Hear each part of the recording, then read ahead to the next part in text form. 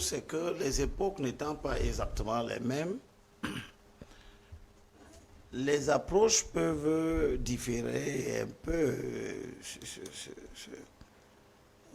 Mais la quintessence du message reste la même. Ces gens, leur adversaire politique, c'était des étrangers. C'était des colonisateurs.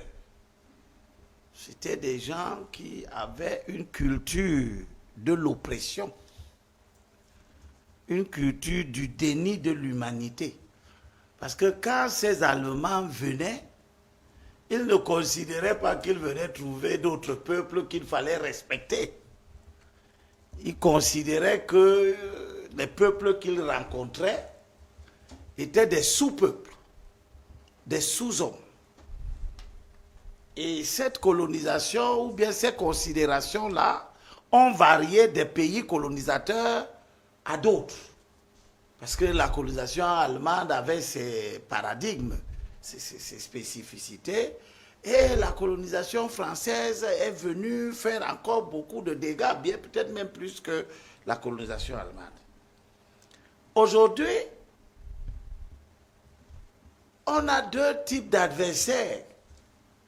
Parce que l'adversité occidentale, internationale n'a pas totalement disparu. Elle a seulement changé de forme. On ne considère plus que nous ne sommes pas des peuples, mais en même temps, les pays occidentaux continuent quand même à considérer qu'ils peuvent opprimer. N'est-ce pas? Nous voyons les différentes guerres que les États-Unis savent faire en Irak, aujourd'hui en Iran. Nous voyons comment la France se comporte vis-à-vis des pays de l'Afrique de l'Ouest et tout ça. Ce sont les réminiscences de la culture coloniale de l'époque. Mais face à ça et à côté de ça, nous avons aussi l'oppression nationale. C'est-à-dire que nous avons une nouvelle forme d'oppression où parfois ce sont nos propres compatriotes qui sont responsables d'un ensemble de malaises qui ne s'apparentent pas exactement au malaise de type colonial, mais qui lui ressemblent quand même. Et qui font en sorte que, mis ensemble tous ces deux, l'histoire coloniale et l'histoire récente des relations entre les dirigeants d'aujourd'hui et les communautés et les peuples, eh bien, on peut s'inspirer de ce que nos précurseurs, nos prédécesseurs ont fait. Première chose, comme disait M. Manga tout à l'heure, tous ces chefs ont fait le choix sage. On peut ergoter avec esbrouf sur ces choix. Parce que n'oubliez pas qu'il existe des acteurs intellectuels camerounais qui considèrent que Douala Mangabel avait plutôt trahi. N'est-ce pas? Que Douala Mangabel a vendu. On ne sait pas ce qu'ils auraient fait si on les avait mis à la place de Douala Mangabel à cette époque. Ils jugent avec les yeux de 100 ans après.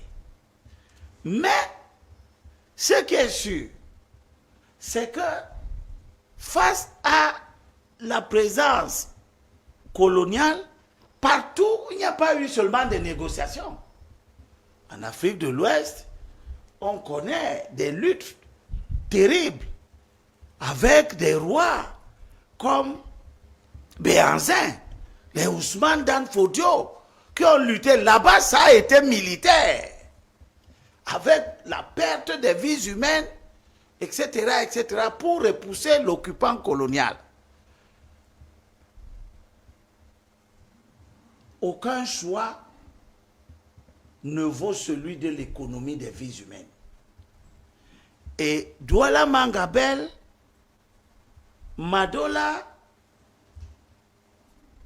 Samba et les autres dont parle Henri Manga dans le pays bamileke au nord. Et je dois vous rappeler qu'au moment où nous sommes assis sur cette table-ci, il est question pour l'Allemagne de restituer les crânes de 7 chefs de l'Est, les chefs Maka, qui ont été tués à la même période et dont les Allemands avaient amené les crânes en Europe, chez eux, en Allemagne.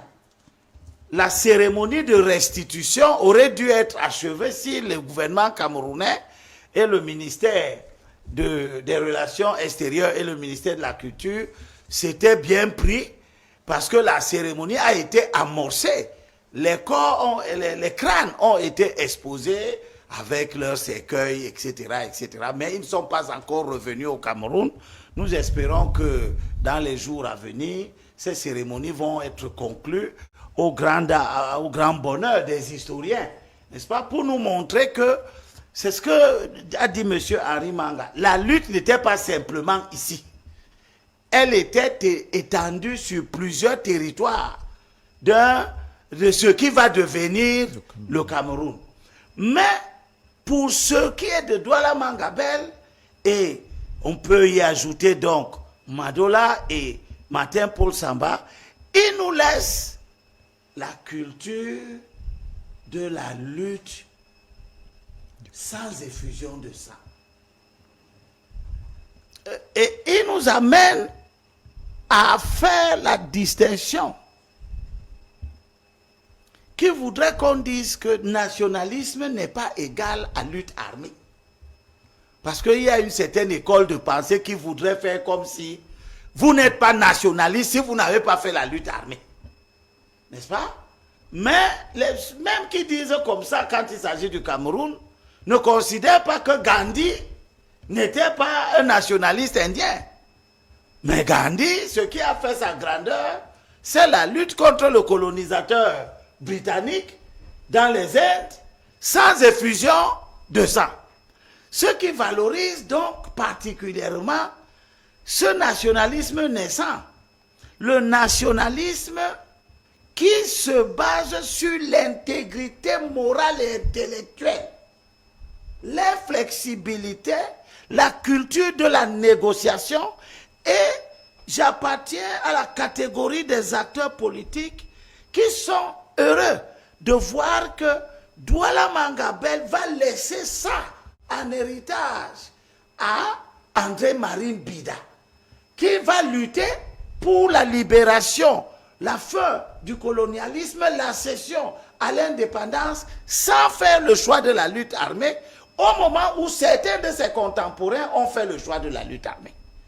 Et nous avons vu que c'est ceux qui n'ont pas fait le choix de la lutte armée qui sont arrivés au pouvoir. Avec ceci que nous devons corriger très rapidement, qui est que les gens d'aujourd'hui, certains épris de la violence, parce qu'il y a parmi nous des gens qui sont épris de violence, hein. Il y a les gens qui pensent que le règlement des problèmes, c'est toujours par la violence, la guerre. C'est quand vous réglez les problèmes par la guerre que vous êtes fort. Mais nous devons nous rendre compte que l'histoire contemporaine, celle de maintenant, nous montre que dans notre différend avec le Nigeria, le Cameroun, par son chef, a choisi de ne pas faire la guerre et il a choisi la lutte sur le terrain du droit international, faisant l'économie des vies humaines, mais en remportant la bataille. Nous retrouvons la même prédisposition entre le Sénégal et la Mauritanie dans un conflit frontalier. Et là, c'est Abdou Diouf qui est au pouvoir. Il fait aussi le choix, non pas de la lutte armée, pas de la guerre, mais du droit international, des tribunaux, et il remporte. Et là, il fait autre chose d'ailleurs. C'est qu'après avoir remporté la victoire sur la Mauritanie, il décide que les gisements pétroliers qui étaient discutés vont être exploités conjointement par la Mauritanie et le Sénégal. Moralité, ces pères fondateurs du nationalisme camerounais nous ont aussi placés sur une voie, celle de l'école de la non-violence. C'est pour ça que je suis heureux de vous annoncer ici que le 29 août prochain, nous allons organiser ici à Douala, au club PAD, une conférence sur André-Marie Mbida le devoir de ne pas oublier. C'est-à-dire ne pas oublier ceux qui nous ont appris que la lutte politique peut être victorieuse sans effusion du sang. Oui,